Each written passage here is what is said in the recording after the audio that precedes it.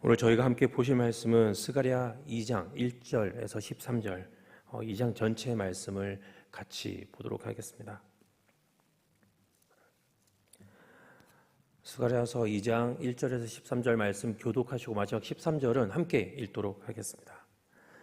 내가 또 눈을 들어 본즉 한 사람이 측량줄을 그의 손에 잡았기로 내가 어디로 가느냐 물은즉 그가 내게 대답하되 예루살렘을 측량하여 그 너비와 길이를 보고자 하노라 하고 말할 때에 내게 말하는 천사가 나가고 다른 천사가 나와서 그를 맞으며 이르되 너는 달려가서 그 소년에게 말하여 이르기를 예루살렘은 그 가운데 사람과 가축이 많으므로 성곽 있는 성읍이 될 것이라 하라. 여호와의 말씀에 내가 불로 둘러싼 성곽이 되며 그 가운데에서 영광이 되리라.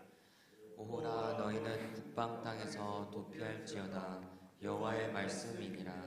이는 내가 너희를 하늘 사방의 바람같이 흩어지게 하였음이니라. 여호와의 말씀이니라. 바벨론 성에 거주하는 시온아 이제 너는 피할지니라. 만군의 여호와께서 이같이 말씀하시되 영광을 위하여 나를 너희를 노력한 여러 나라로 보내셨나니 너희를 범하는 자는 그의 눈동자를 범하는 것이라. 내가 손을 그들 위에 움직인즉 그들이 자기를 섬기던 자들에게 노략거리가 되리라 하셨나니 너희가 만군의 여호와께서 나를 보내신 줄 알리라.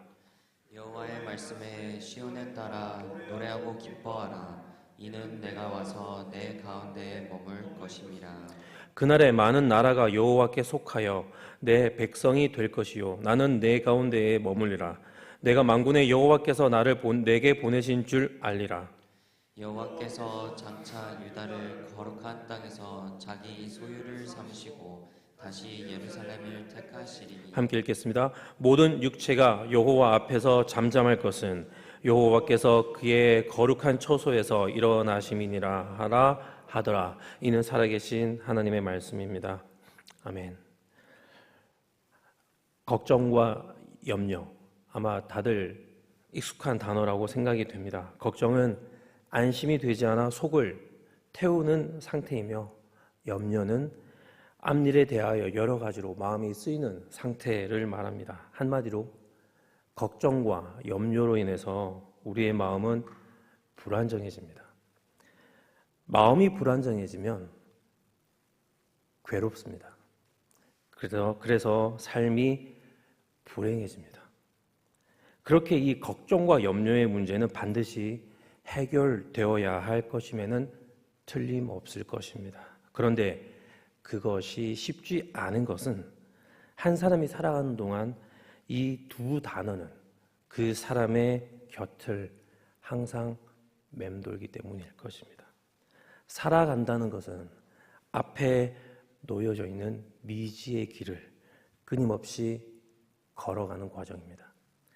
다시 말하자면 우리는 늘 불확실성에 노출되어 있다는 것입니다. 그 불확실성이 크면 클수록 걱정과 염려의 크기도 커지게 됩니다. 그리고 그만큼 삶은 불행해집니다.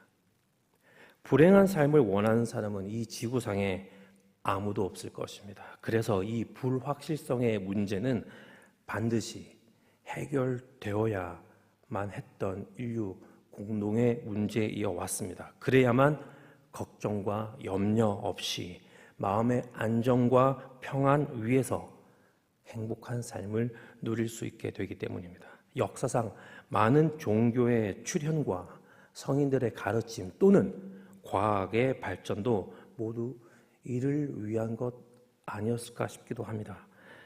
속세와의 단절 또는 해탈과 명상 또는 이런저런 과학의 원리들은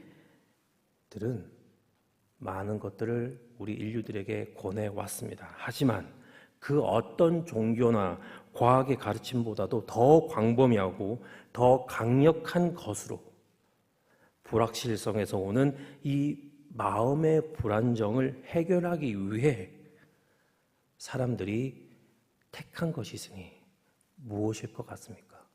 바로 돈입니다. 특히 자본주의, 물질 만능주의의 시대를 살고 있는 오늘날의 사람들에게 돈으로 불과한 것은 전무하지 않을까 싶습니다. 모든 것이 돈으로 가능합니다.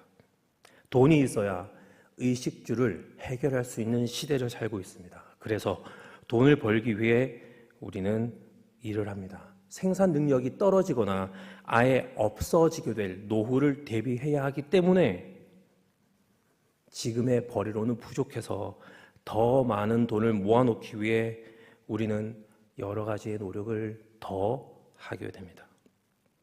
앞으로 어떤 일들이 또한 일어날지 그 누구도 모르기 때문에 최대한의 안전장치를 확보하기 위해서 집도 사고 보험도 확보해 두기도 합니다. 가능한 한 최대한으로 미래를 나의 통제 안에 두고자 하는 것입니다. 그래야 오늘의 나의 삶이 행복하고 그리고 내일의 나의 삶도 행복해질 것이기 때문에 말입니다. 그리고 그것을 위해 가장 필요한 것이 다시금 우리는 고백할 수밖에 없습니다. 바로 돈이라는 것 말입니다. 내가 통제할 수 있는 삶, 그래서 내가 행복해질 수 있는 삶, 바로 나의 왕국, 인간의 도시를 세워가야 하는 이유가 되는 것이라는 말입니다. 바벨론, 성경에서 등장하는 가장 대표적인 인간의 도시가 바로 이 바벨론이 아닐까 싶습니다. 하나님이 없는 곳 대신 튼튼하게 쌓아 올린 그 성벽 안에서 자신의 행복과 그것을 이루어내기 위한 재물들로만 가득했던 그곳, 바로 그곳에 하나님의 백성들이 또한 있었습니다. 하나님이 없는 곳에 하나님의 백성들, 그들의 삶은 어떠했을까요? 자그마치 70년에 가까운 그 세월 동안 말입니다. 35년간 지속되었던 일제강점기 하에서 자신의 정체성과 가치관이 일본인과 동일하게 되었었던 조선인들이 그 수가 적지 않았던 것을 감안한다면 이보다 2배 가까운 그 긴 세월 속에서 하나님을 찾기 힘든 삶을 살게 된 그 하나님의 백성들은 과연 마치 하나님이 없는 삶을 살지는 않았을지 강한 의문이 드는 것은 왜인지 모르겠습니다. 한 살 빼기로 바벨론으로 끌려간 한 아이는 이제 60이 훌쩍 넘어버린 노인이 되었습니다. 그는 유대인인가요? 아니면 바벨론인인가요?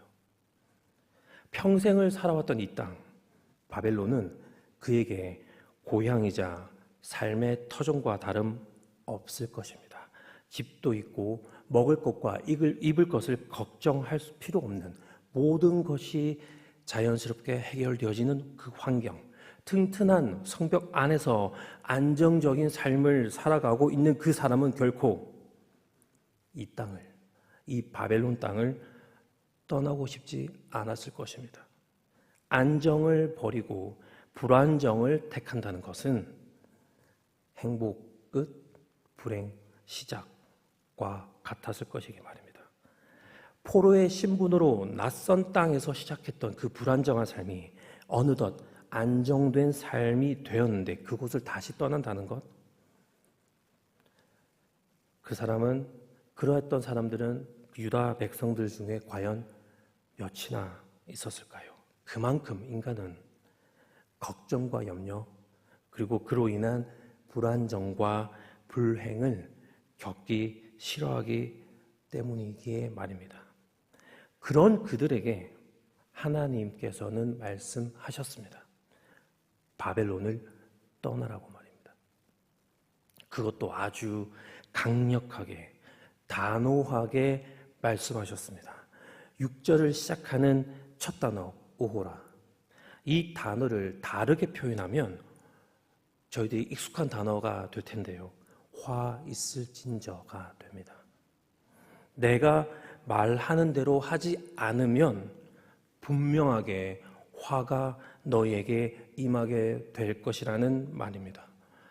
강한 감정이 드러났던 것만큼 그것은 하나님의 엄숙한 경고의 메시지였습니다. 이렇듯 하나님께서는 다른 선택지가 없는 듯 유다 백성에게 아주 단호하게 말씀하셨습니다. 지금 바로 바벨론을 떠나서 예루살렘으로 돌아가라고 말입니다. 예루살렘이 어떤 곳입니까? 하나님의 도시입니다. 유다 백성, 그들의 본토, 그들의 참된 고향입니다.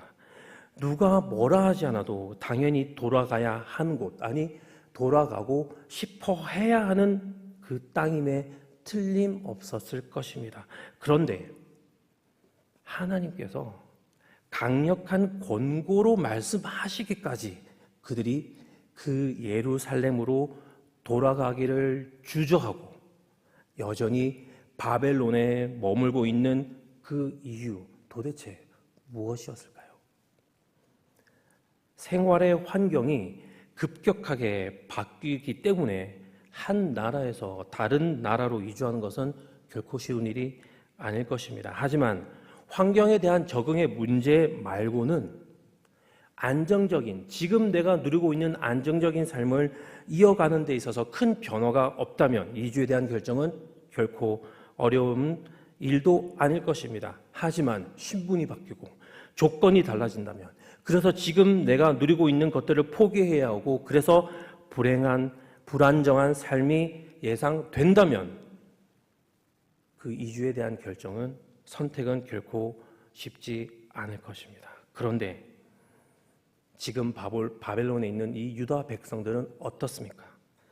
앞으로 안락하고 행복한 노후를 예상했던, 그려왔던 그 60이 훌쩍 넘은 그 노인은 아무것도 없는, 오히려 황폐한 땅, 그래서 불안정과 불안전이 공존하는 그 땅, 그 버려진 땅 예루살렘으로 돌아가고 싶었을까요?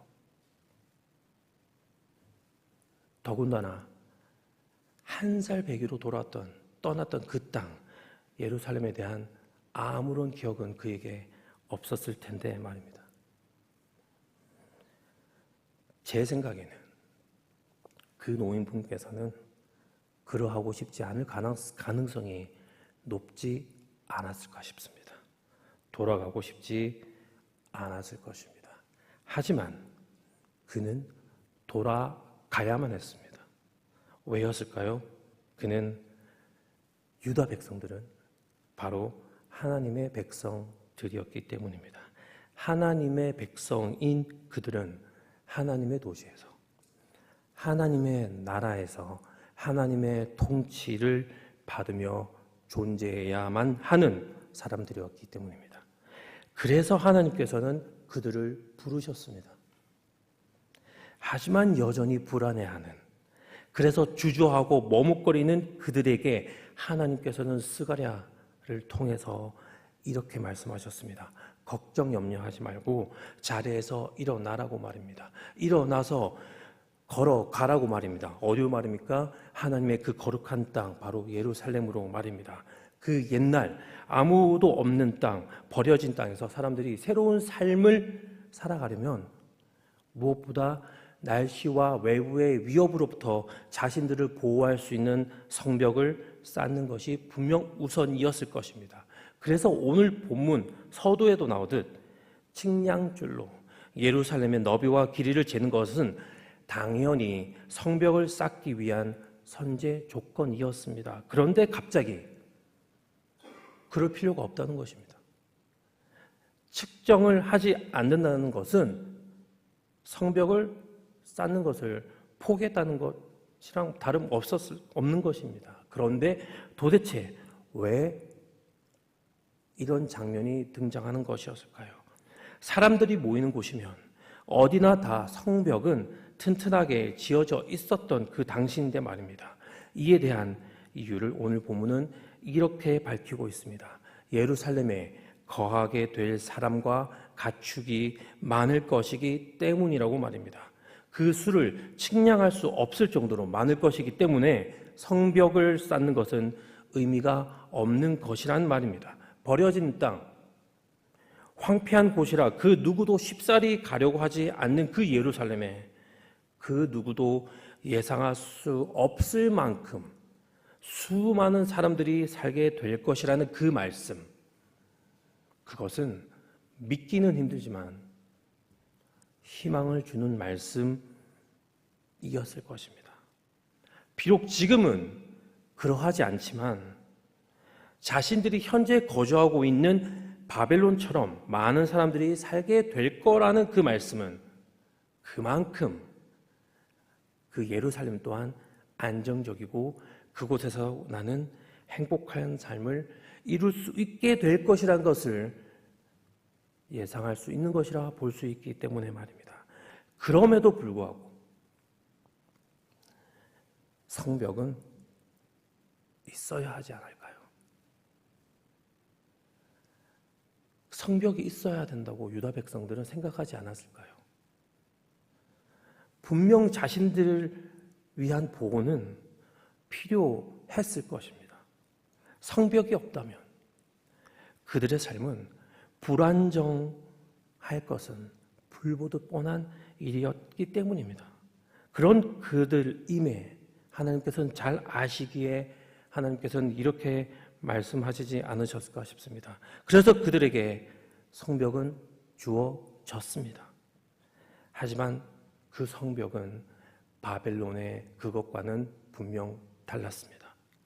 미래의 예루살렘에는 자신들의 삶을 안정적으로 지켜줄 눈에 보이는 튼튼한 성벽은 없었습니다. 대신 그 성곽, 그들의 삶의 터전은 불로 둘러싸이게 되는 것이었습니다. 여기서 불은 무엇인가요? 우리가 다 잘 알듯이 하나님의 강력한 임재를 상징합니다. 불타는 떨기나무로 모세 앞에 나타나셨던 하나님, 그리고 불기둥으로 이스라엘의 백성들을 광야에서 인도하셨던 하나님처럼 불은 하나님의 임재, 하나님의 함께 하심을 분명 보이는 것이었습니다. 그 하나님의 불이 성벽이 되어지는 예루살렘, 그들의 삶의 터전은 하나님께서 함께 하심으로 말미암아 그들의 삶은 보호되는 것이었습니다. 노예 생활을 하던 그들의 조상들을 이집트에서 구원해 내셨던 바로 그 하나님, 광야에서 그리고 가나안 땅에서 그들을 지키시고 보호하셨던, 그리고 나라를 세우셨던 그 전지전능하신 하나님, 그리고 선하신 하나님께서 그들과 함께 하신다는 그 사실은 지금 바벨론에 있는 유다 백성들로 하여금 그들의 마음을 새롭게 할 수 있게 하지 않았을까 싶습니다. 비록 하나님께서는 눈에 보이지 않으시지만 그 하나님께서 불로 임하셔서 자신들을 분명하게 지킬 것이기에 말입니다. 만일 그러하다면 그 하나님께서 자신들과 함께 하신다면, 그들 가운데서 영광이 되어 주신다면 과연 그들이 두려워할 것이 무엇이 있었겠습니까? 그들은 분명 마음을 새롭게 하여 예루살렘으로 돌아갔을 것입니다. 그리고 역사는 얘기해 줍니다. 그들은 실제 예루살렘으로 돌아갔다고 말입니다. 그 하나님의 불, 바로 성령의 불이 예수 그리스도를 구원자이자 우리의 삶의 주인이라 고백하는 우리 모두의 마음 가운데 임재하고 있음을 저는 믿습니다.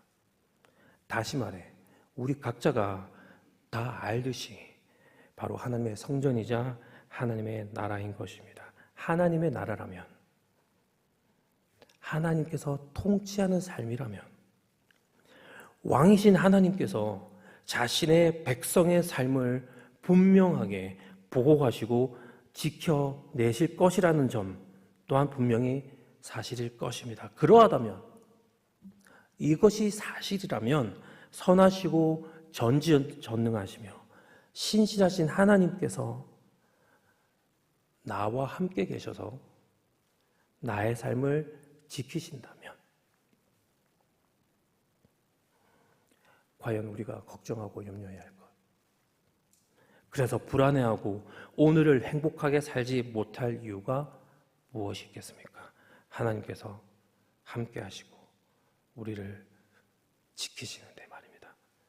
그런데 우리는 이렇게 살지 못하는 경우가 실제 너무나도 많습니다. 우리는 걱정하고 염려합니다. 예수님께서도 이 땅에 오셔서 강조하셨는데도 말입니다. 그럼에도 불구하고 우리는 여전히 내일 일을 염려하고 불안해합니다. 그 불안 때문에 눈에 보이지는 않지만 분명히 내주하시는 성령님의 말씀을 쫓아서 살아가기보다는 눈에 보이는 것들을 쫓기를 택하는 경우가 너무나도 많습니다. 눈에 보이는 성벽을 우리 스스로 세우려고 노력합니다. 그런데 만일 이러하기만 한다면 우리가 하나님을 모르는 사람들과 다를 것이 무엇이 있겠습니까? 하나님을 믿는 우리는 그들과는 분명 달라야 합니다. 그 다름은 비록 우리가 걱정하고 염려하고 불안해서 돈을 쫓고 성벽을 세우며 살아가려고 해보지만 그러할 때마다 다시금 하나님을 바라보고 하나님의 말씀 앞으로 돌아갈 수 있는 바로 그 마음과 기회가 우리에게 주어져 있다는 바로 그 사실 때문일 것입니다. 우리는 여전히 연약하고 죄인인지라 세상 속의 사람들과 별반 다르지 않게 살아갈 수 있겠지만 그럼에도 불구하고 우리가 하나님을 알고 찾을 수 있는 바로 그 사실 때문에 이것이 우리의 정체성이 되고 우리의 소망이 된다는 것을 믿습니다. 무엇보다 이렇듯 연약하고 그리고 변덕스럽기까지 하는 이 약한 우리들이지만 이런 우리들에게 소망이 있는 것은 하나님이 우리와 함께 하신다고 하셨던 그 말씀하셨고 그리고 그 말씀을 통해 우리를 향한 하나님의 사랑이 분명하게 드러났기 때문일 것입니다. 하나님의 그 사랑은 어떠한 사랑입니까? 사랑 자체이신 하나님을 성경에서는 다양하게 묘사하고 있지만 오늘 본문에서는 특별히 유다 백성을 하나님의 눈동자와 같다고 비유함으로써 하나님의 사랑을 표현하고 있습니다. 눈동자와 같다는 것, 무엇을 의미하는 것인가요? 몸이 시발이면 눈이 구할이라는 말이 있습니다.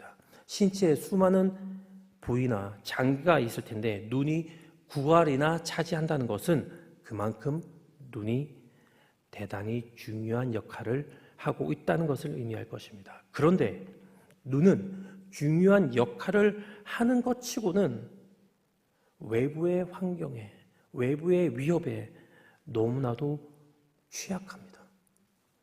그래서 아주 세심한 주의를 기울여서 보호해야 하는 부위이기도 합니다.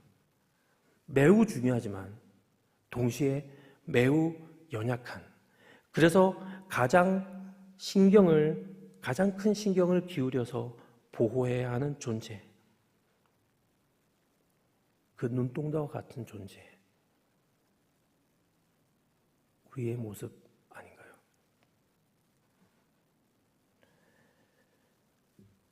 그런데 이것이 오늘을 시작하는 우리에게 위로와 능력이 되는 것은 이스라엘 백성들을 자신의 눈동자와 같이 소중하게 여기고 보호하셨던 하나님이 계시다는 바로 그 사실일 것입니다.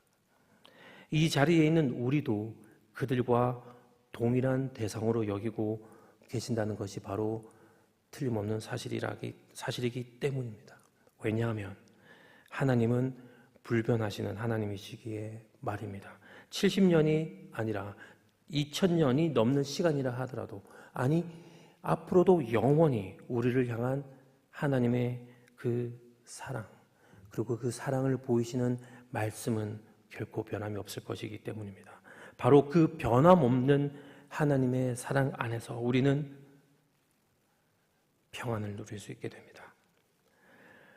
걱정과 염려의 거리들은 앞으로도 결코 우리 눈앞에서 없어지지 않을 것입니다. 그리고 이 세상의 그 어떤 것으로도, 심지어 돈으로도 이 문제에 대한 궁극적 해결은 결코 이루어지지 않을 것입니다. 이 때문에 우리가 바벨론, 인간의 도시, 이 세상 속에 머물러야 할, 다시금 돈을 쫓아야 할 이유는 사라지게 됩니다. 하나님을 모르는 세상 사람들은 하나님이 아닌 돈이나 그 다른 것들로 이 문제들을 해결할 수 있다고 믿기 때문에, 해결책이 이것밖에 없기 때문에 세상 속에 머물고 매일같이 그것을 이뤄낼 수 있다고 믿는 그 믿음 안에서 안정과 행복을 추구하며 살아갑니다. 하지만 우리는, 하나님을 믿는 우리 그리스도인들은 다릅니다. 물론 아침에 눈을 뜸과 동시에 오늘 너무나도 분명하게 예상되는 일들로 인해서 걱정과 염려로 벌써부터 눈을 뜨자마자 나의 마음은 막히기 시작합니다. 그래서 힘을 내려고 하는데 힘이 나지가 않습니다. 하지만 하나님은 그때도, 그런 순간에도 우리와 함께 계십니다. 그리고 우리를 사랑하십니다.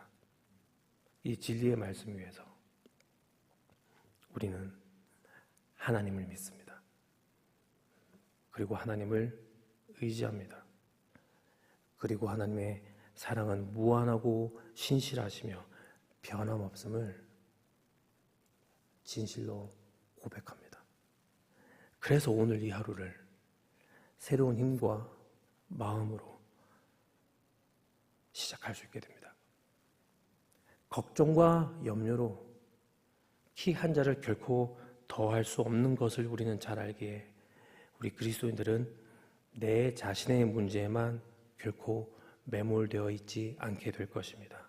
하나님의 눈동자가 나 자신이라는 믿음과 확신 위에 우리는 다른 이들이 또한 우리의 눈동자와 같다고 여길 수 있는 그런 사람들이기에 말입니다. 오늘 이 하루 우리 모두는 하나님의 백성으로 살아가길 소망합니다. 상황이 아니라 바로 하나님의 말씀 때문에, 문제가 아니라 바로 그 하나님의 사랑 때문에 불안정 속에서 안정을 찾는, 그래서 참된 평안과 만족과 기쁨을 누리는, 그리하여 형제 자매와 더불어 살아갈 수 있게 되는 우리의 삶 가운데,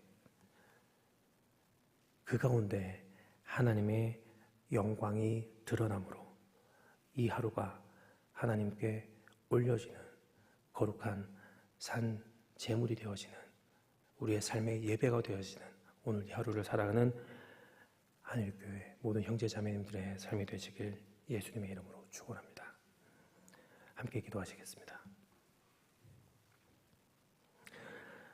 아버지 하나님, 저희에겐 걱정과 염려의 문제들이 끊이지 않는 것 같습니다.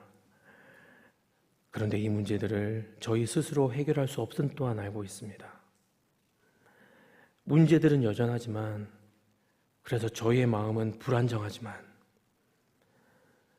성령님께서 저희와 함께 계시기에 모든 두려움을 덮는 그 아버지의 넓고 깊은 변함없는 사랑이 실제하시기에 아버지를 향해 저희가 다시금 바라볼 때 오늘 이 하루를 승리하며 살아가게 되는 저희 모두의 발걸음이 되게 하여 주시옵소서. 무엇을 먹을까, 무엇을 입을까 하는 나의 문제에 함몰되는 것이 아니라 아버지의 말씀, 아버지의 그 사랑에 힘입어서 하나님의 나라와 의를 구하는, 그래서 하나님을 사랑하고 이웃을 사랑하는 참으로 복된 삶을 살아가게 되는 저희 모두가 될 수 있도록 아버지 하나님 저희에게 긍휼을 베풀어 주시옵소서. 예수님 이름으로 기도드립니다. 아멘.